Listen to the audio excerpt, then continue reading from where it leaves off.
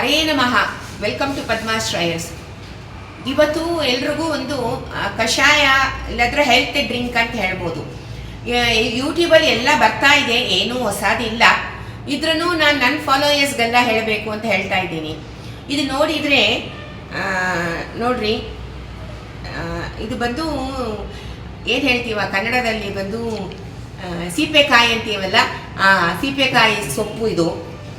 ಇದು ಬಂದು ಡಯಾಬಿಟಿಸ್ಗೆ ತುಂಬ ಒಳ್ಳೆಯದು ಅಂತಾರೆ. ನನಗೆ ಗೊತ್ತಿಲ್ಲ, ನಾನು ಡಾಕ್ಟರ್ ಇಲ್ಲ, ಬಟ್ ಎಲ್ಲರೂ ಹೇಳ್ತಾರೆ. ನಾನು ಇದನ್ನು ಯೂಸ್ ಮಾಡ್ತಾ ಇದ್ದೀನಿ. ಆಮೇಲೆ ವಿಳದೆಲೆ ನಿಮಗೆ ಗೊತ್ತಿದೆ, ಇದು ಬಂದು ಕಫ ಎಲ್ಲ ಬಂದು ಕಡಿಮೆ ಮಾಡುತ್ತೆ.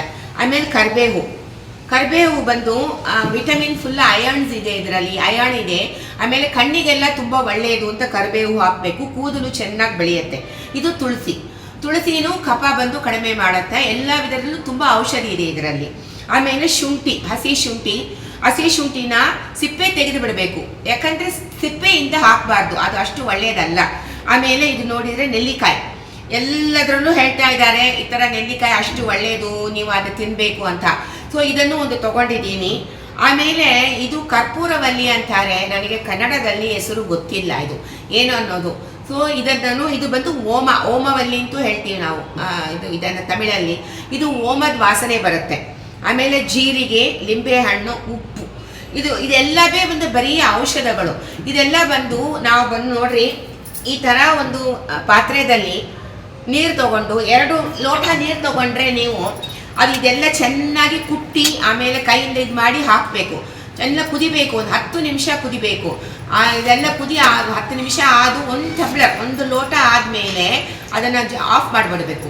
ಆಫ್ ಮಾಡಿಬಿಟ್ಟು ಕೊನೆಯಲ್ಲಿ ಒಂದು ಅರ್ಧ ಲಿಂಬೆಹಣ್ಣು ಹಾಕಬೇಕು.